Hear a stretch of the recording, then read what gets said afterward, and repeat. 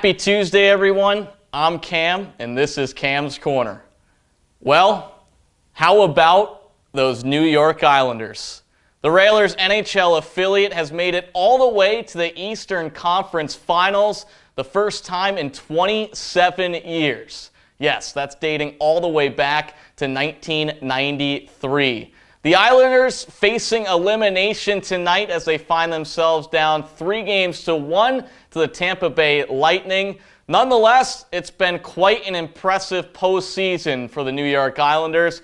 I've got you covered to get you up to speed on how New York has made it all the way into the Eastern Conference Finals. What do you say we check it out?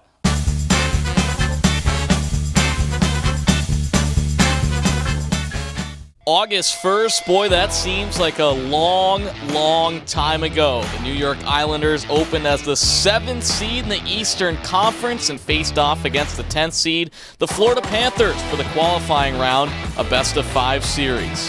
After back-to-back wins leading to a quick 2-0 lead in the series for New York, Florida was able to force a Game 4 after a 3-2 victory, but the Islanders would put the Panthers to rest with a 5-1 win in Game 4, and Anthony Beauvillier had his second and third goal of the series in the contest, and the 23-year-old is having himself quite the playoffs.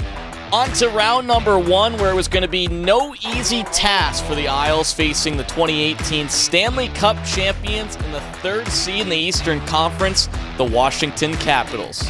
Game number 1 was highlighted by 4 unanswered goals from New York en route to a 4-2 victory, followed up by a convincing 5-2 win in Game 2 for a 2-0 series lead. Overtime heroics off this absolute beauty from Matt Barzal lifted the Islanders to a 2-1 defeat of the Caps in Game 3, and more importantly, a 3-0 series lead. Washington would pull away victorious in Game number 4, edging out the Isles 3-2, but just 2 days later, Semyon Varlamov would register his first shutout of the postseason, stopping all 17 shots he faced, while that up-and-coming superstar we just told you about, Anthony Beauvillier, netted goals 5 and 6 of the playoffs, while the Islanders marched on to round number 2.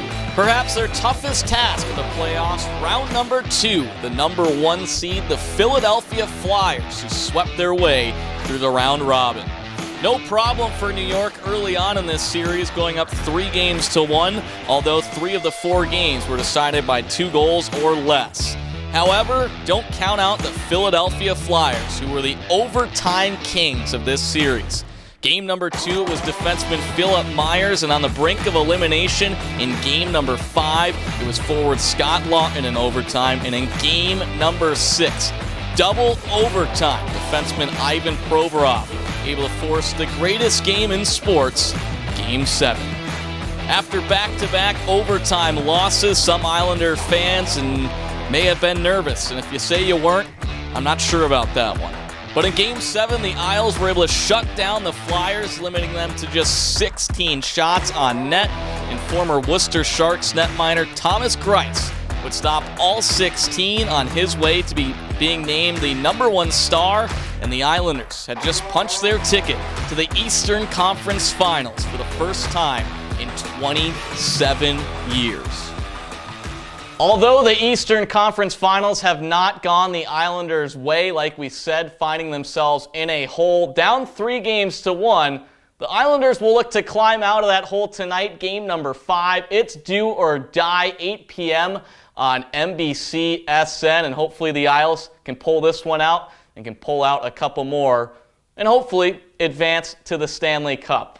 Well, the weather's starting to get a little bit chillier. Obviously, we've had the NHL playoffs. Hockey is in the air, and hopefully we'll have Worcester Railers hockey coming up in just a couple months. But in the meantime, be sure to sign up for a Railers HC membership.